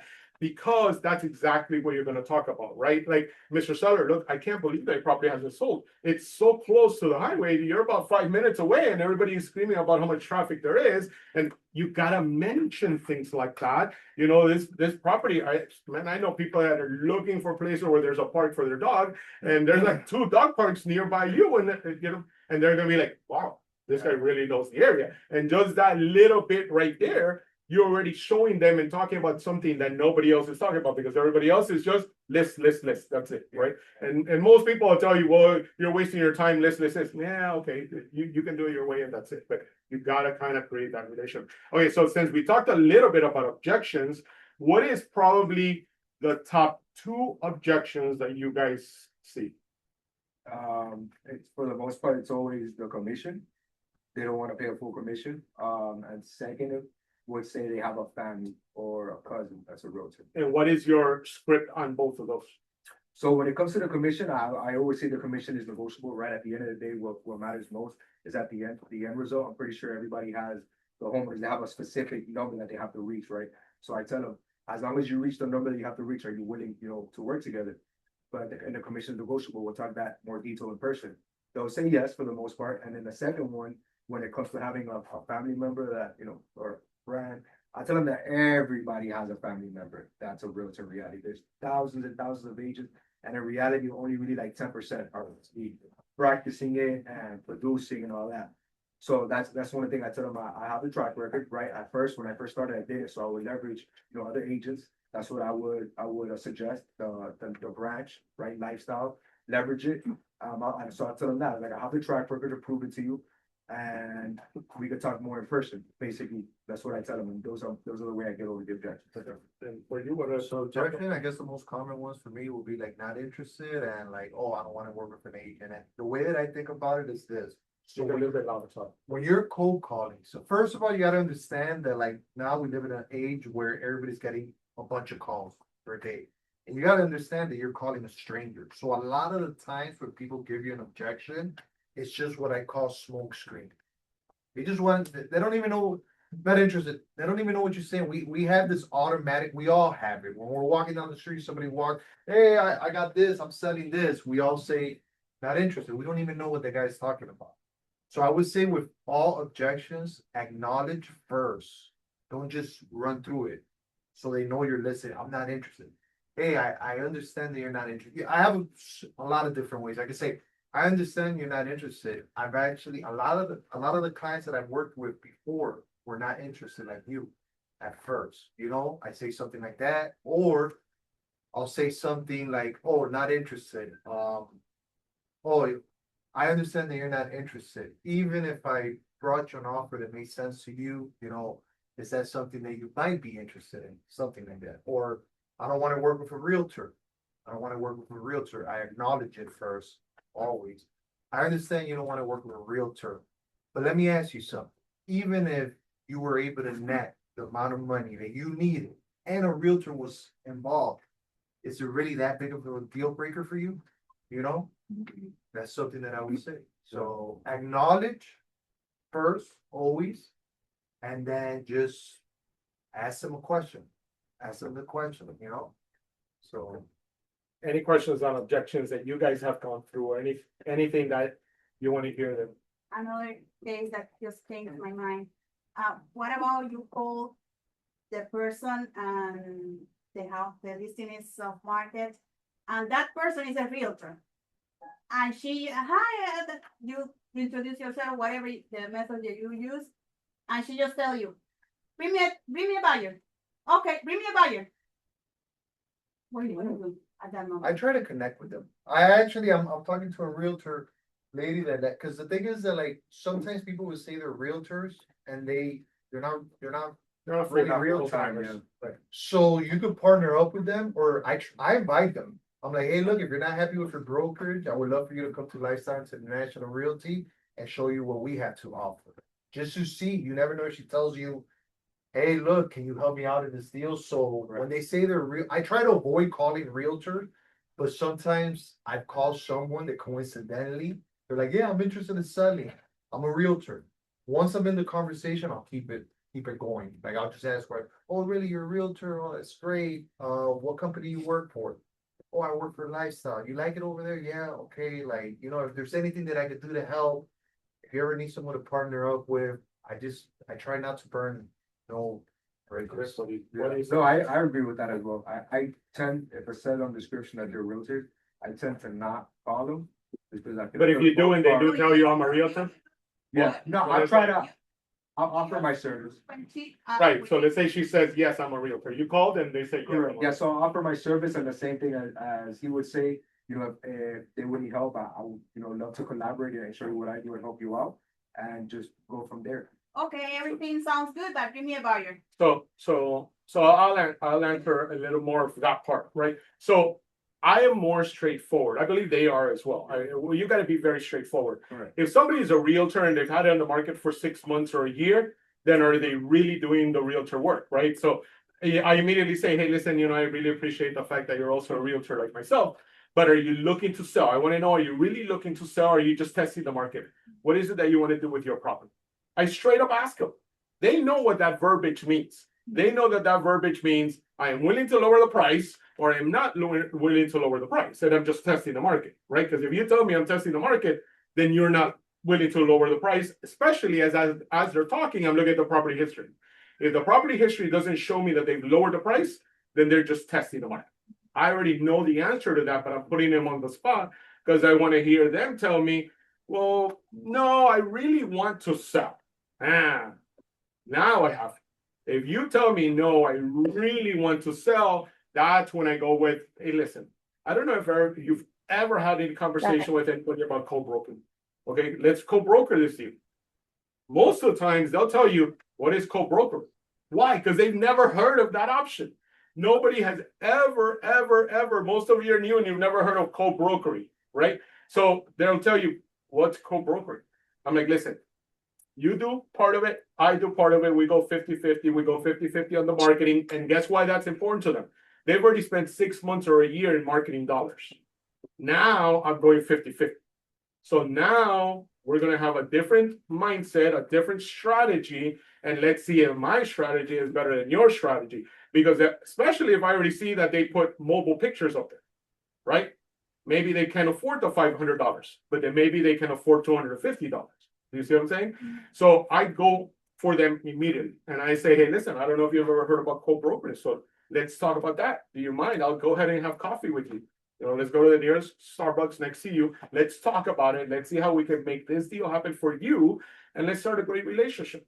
That's it. Again, you change the tonality into I am attacking you because you're a realtor and you don't want to sell. No, let's go ahead and try to make that happen. And again, you can create great relationships that way. And most agents might be open to that. I was doing cold calling with our people one time, and I had an agent, and the agent said, "Oh yeah, it's my sister," right?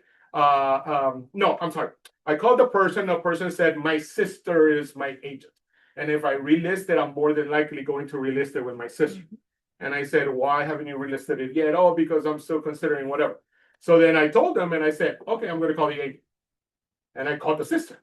And I told the sister, listen, you know, I'm calling. I just had a conversation with your sister that she's really looking at selling the property. I know that you were the one that was trying to sell this property. Would you have a problem co-brokering this deal? Let's talk about how we can make this happen for your sister. That one was about 1 point something. Let's talk about how we can make this happen for your sister, right? And how it could benefit you as well. Let's try to make this happen. And then I had her going for about 3 touches. And she said, you know what? I had a conversation with my sister. She's open to it. I'll get back to you. I followed up. And at a certain point, she just put it on the market herself. I haven't even seen if they sold or didn't sell, because at that point it doesn't really matter to me, right? But yeah, it can happen. It can work, and people are willing to listen if you reach them on the right level. So yeah, that might work. Okay. Any other questions? Any questions still from Zoom, guys? Nobody in Zoom? Yes, go I have ahead. a question, really. I just want to know if you have any extra packets. Oh, he has. So these are my questions. Those are a packet that he created with like opening scripts and stuff like that. So I, you know, that's thank you to Anthony for that. We talked about the most common objections. Okay, so you had a question, please? You had a question? No. No. Okay, guys, any questions on Zoom at all? I'm hitting the people on Zoom just to make sure that I'm answering all the questions that they may have. we're almost done with the class, so I wanted to make sure to do that. Okay. No, that's fine. Okay, so, one thing that I wanted to talk about is role play. Role play is a big thing. Does somebody have a question? Give me a second, because there's a lot of chat going on. I'm so sorry, guys. Can somebody check out the chats? What do you say? You know, yeah, please. Okay, so give me a question. Give me a second. I don't know why you guys cannot unmute each other, but we're gonna check out some of the questions that are on Zoom. Go ahead and tell me the first question. If you call a lead and they tell you to call them back, when you call them back and they tell you they already got a realtor, can you ask what drove them to go with another realtor? That's a great question. Yeah, So- there's nothing wrong with asking for feedback. Yeah. 100%. Yeah. I guess you ask them straight up, you're like, are you 100% committed to this person, even if you working with someone else could bring you a better advantage, something like that. No, it's a great question. Feedback to me is how you learn, guys. Get feedback. Like, even if I go to a listing presentation and I don't get it and I'm between one guy and another guy, I want to know, hey, just do me a favor. The only thing I ask is let me know. If I'm not the one, I would like to know why, because I need to become better for the next customer. I already lost that lead, right? Or I already lost that deal. Correct. Why not find out why I lost it? Okay. Same thing goes for anything in sales, guys. In the company, for example, we do a lot of recruiting. If we didn't get that recruit, we need to find out why we didn't get that recruit. You understand? That just happened to one of our locations, and trust me, we're already on it. We're 100% on it, and yeah, I promise you. Okay, so that is incredible. Go next one. All right, next. What do you say if you've never sold a home and the seller's asking you for your sales history? How do you answer that? Oh, I love that. Okay, so I'll touch base on this one first, and then you guys. This has been my script for always, and I pass it on and I put it out there. This is pure sales, and you got to get strong and you got to feel like the professional. And the way that I say, because that's exactly what they're going to tell you. They're like, most agents in this area have sold already within the area, and I have an agent that I'm meeting that has 10 listings and this and that, and that's exactly what they're going to tell you. And they'll be like, you know, now you gotta do the whole presentation, right? So number one, you're presentable. Number two, the whole conversation has been going, and you take a look at their eyes. You look at their eyes and you look at their eyes and you stick to their eyes. Don't look around. Don't try to get better at your ums, right? Like or they ask you a question like no. You gotta get better at the speaking, which goes back to the public speaking. And I would look at them and I say, you know, I really truly appreciate the fact that you're asking me that question. Now, Mr. Seller, what I'm going to tell you is that right now I need to eat. I'm a lion at this moment. Okay. I need to feed my family and I need to work as hard as possible. There is no stopping me 24/7. Now, most of those agents that you're telling me, yeah, they have 20 listings, but I promise you that they're telling every single seller the exact same thing. You have the best listing, Mr. Seller. You have the best listing. How, Mr. Seller, can they have the best listing if they have 20 of them? Okay, and on top of that, I don't know if you're aware, but most of them will send the buyer's agents to go show that property. I need to feed myself. Therefore, I am working for your property, number one. You are my number one property in this location. Therefore, I will be present, showing the entire property. I will be the one that will be accepting the calls from these agents. If an agent asks me, I will know this property 100%. There is no way, Mr. Seller, that somebody that has 20 listings has all 20 and they just have a paper and they're going paper by paper trying to get that question answered for any agent or any buyer that's calling about your property. I promise you that I'm going to continue to have the same hunger that I have with this property 100%. Okay. And I hope that you trust me and believe me in that scenario. Now, again, all of that comes because you have been ready for the meeting. You have been ready and they have never seen your eyes leave their eyes. Always communicate. That is important when it comes to sales. Okay. And for you guys? No, 100%. I agree with him 100%. What he just said, that's something that you definitely could say. That if somebody has 20 listings, you can tell them, hey, Mr. Sutter, do you really think this guy that has 20 listings is really going to dedicate or have the time, you know, to really work on your specific home, right? Amazing what he just said. Another thing what you could do is leverage your partner, leverage your mentor, leverage the broker. That's another thing that you definitely want to use. So if you have somebody, it could be anybody, where you're at, Dayland, the branch manager, anyone, tell them, hey, look, I have a lead. Would you be willing to work it? Yes. For the most part, anybody's gonna say yes, right? 50-50, better than nothing, right? That's what I would suggest for anybody that's starting as well. But yeah, leverage them. Leverage the broker, leverage your manager, your mentor, leverage them. 100%. Love it. It'll accelerate your learning curve as well. Another question? We're answering all the Zoom questions, guys. They asked about CRM, what CRM you guys use? Okay, so we kind of already touched base on that. There's a bunch of them out there. I know a lot of agents here use Follow Up Boss.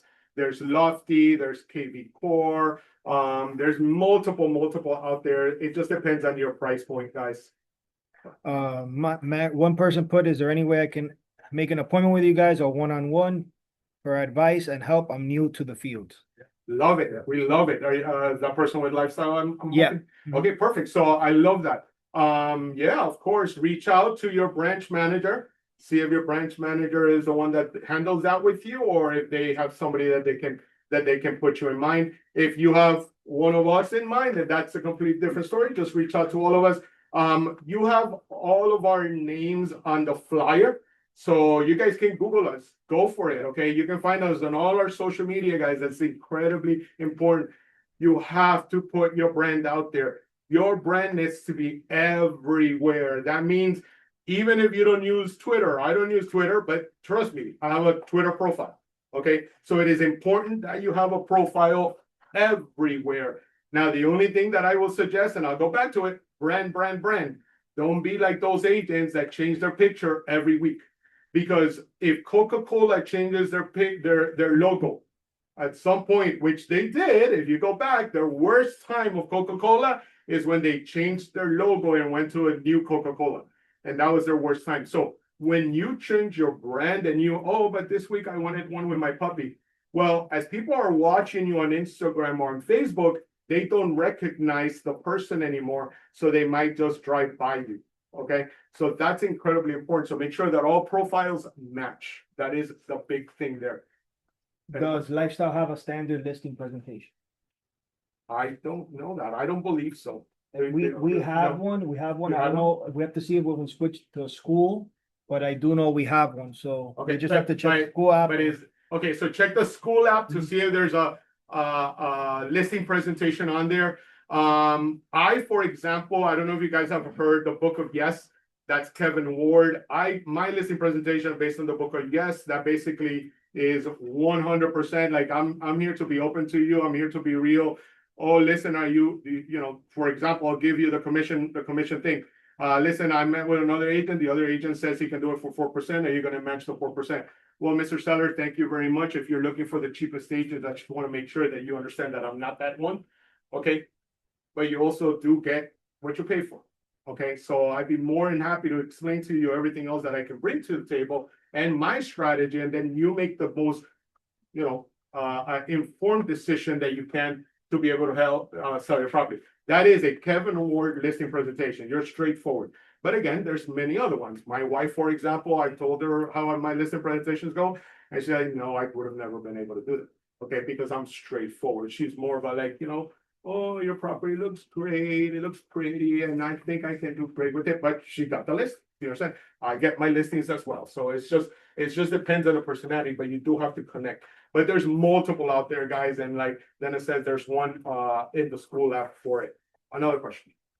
Somebody mentioned about expired being very difficult. I don't know if you guys mentioned something. So the first 10 days, they get a lot of calls, they're rude, they don't really.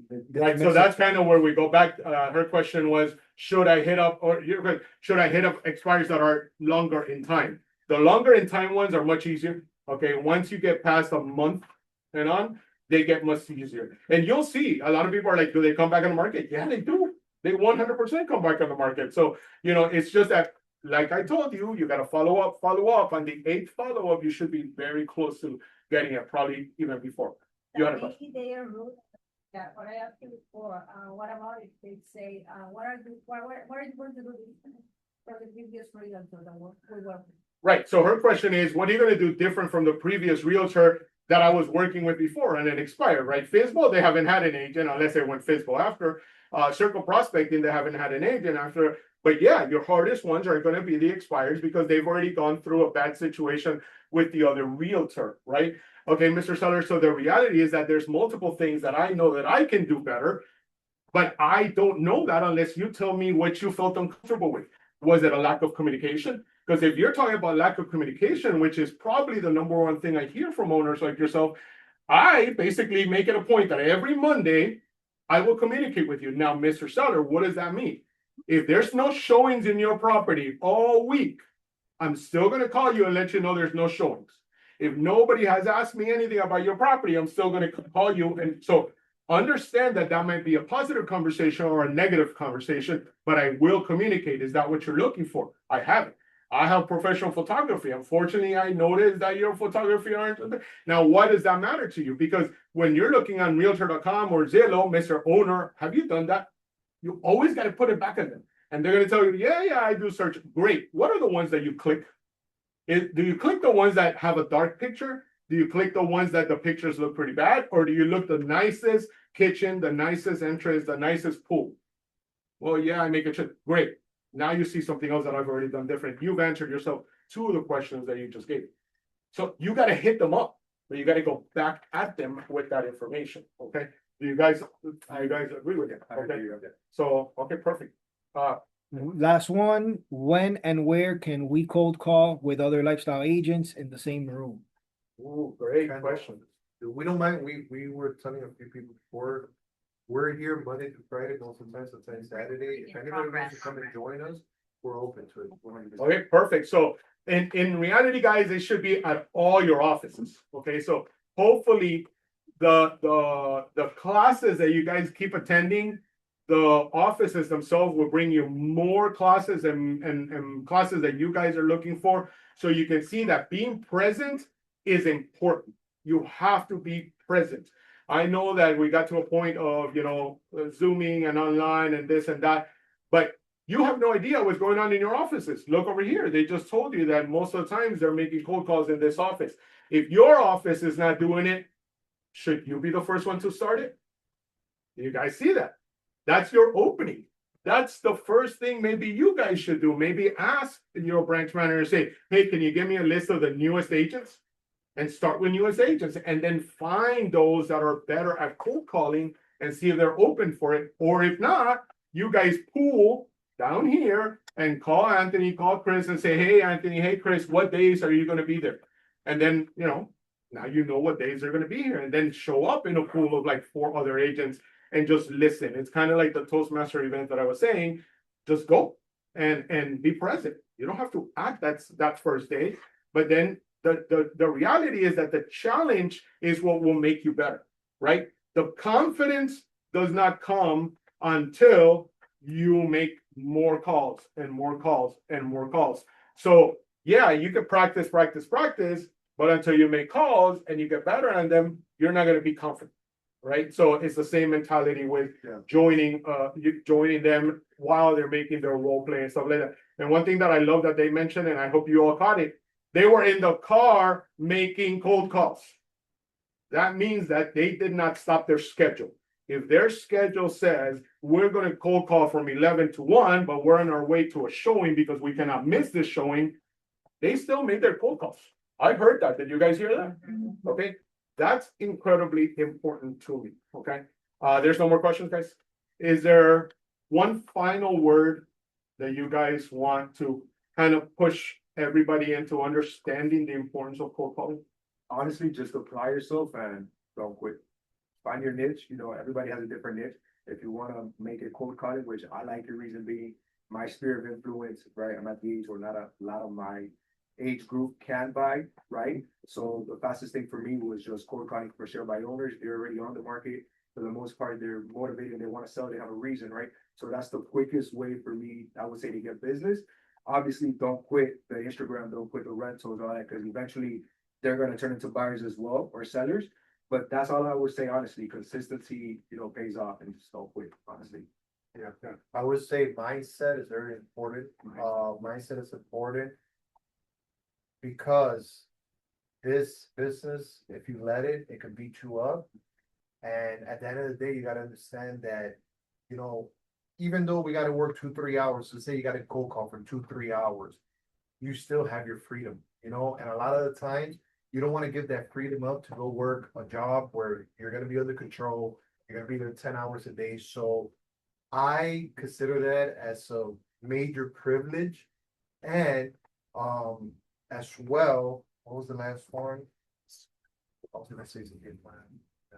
One more. Gotcha. I would agree on the mindset. That's super important. That one is very important. Yeah. There was something else that was very important as well. Oh, and also. Get creative with providing value to these clients, like just figure out how you could provide value, figure out their pain and try to help people out because that's how you're really gonna get business in here. Figuring out pain, figuring out what they want to do next and just try to help them as much as possible and don't think about the commission. Think about how you could help other people. That's been very helpful with me and keeping my mindset strong. I 100% agree with them. I just texted, so just so you guys know, I just texted my stepdaughter and her husband, guess what they do for work? From 9 to 5. What do you guys think they do? They do cold calling. She works at a cruise company. Okay, hers are probably a little more warm. Why? Because it's like Zillow. Zillow gets numbers, the website gets numbers, and people call. So people are interested in cruises. Hers are a little more warm. He works at a phone company from 9 to 5. His job is to sell cell phones. That literally is what it is. She has been given a script. She was in training for 1 month to do that. But I'll tell you the big difference. And I say this to all new agents. I say this to agents that are getting their 63-hour class and all of that. You can get a 9 to 5 job doing that. Okay. Yes, you have a salary. Yes, she has a commission. She told me her commission scale, guys. Her commission scale, you have to get to $150,000 and you're still at 0.5. Once you go $150,000 in sales over that, you jump up to 0.7. Okay. So that's 0.7. Understand that. Okay. Now, their cruises are about 14,000, 50,000. Some cruises could get very high up there, but most of them average about 14,000. But here's the difference. What did they just tell you? You can make calls for 2 hours to 3 hours, and you might end up, we did the numbers at the very beginning, right? One of his boys got a deal within a month or 2 months, and he's probably going to make 12 grand. She's not making 12 grand. Do you see what I'm saying? She's got to be there a whole year, 9 to 5, 9 to 5, 9 to 5. You guys have the freedom after your 2 hours or 3 hours to go to do something else. Okay. So yeah, I mean, it just depends on what you want to do. Unfortunately, guys, I guess she's on a call right now because I wanted you guys to hear her. And she's open to that. But I just want to make sure if that's what you're looking for. The jobs are out there, but it's not the same thing. I promise you. I haven't been in this business for 23 years and enjoying it and loving it if it wasn't for the fact that I have my freedom with my family. I can go to the beach right now, right after this class, and other people cannot. They have work until 7 p.m. and they're on a salary. Yeah, okay, fine, but that's it. Okay. Thank you guys. I really appreciate you guys. Did everybody like the class? Good class. All right, so please next week, our next Yes, my. big class is Miami Lakes. Are you gonna be there? Yeah. Yes, okay, Miami Lakes, she's gonna be there. That's the second part of the as-is contract that everybody, we took up, it was supposed to be a 2-hour class, it became a 3-hour class, and we only did 2 pages of the contract. We're gonna finish the contract next week on Thursday. No, it'll be finished. Trust me, it'll be finished. Your offices have other trainings, guys. Join them, be part of them, okay? Try to be at some of the other offices trainings as much as I can, just to see you guys and kind of get to meet as many people as possible. Those that have been in my Zoom, all I keep saying is I want to meet you, I want to meet you, I want to meet you, because I like to create relationships. So thank you very much once again. Bye to everybody in Zoom. Let us know what you think about the class in the WhatsApp group, just so everybody can join us next time. Thank you guys. Bye. Thank you. You guys have any questions?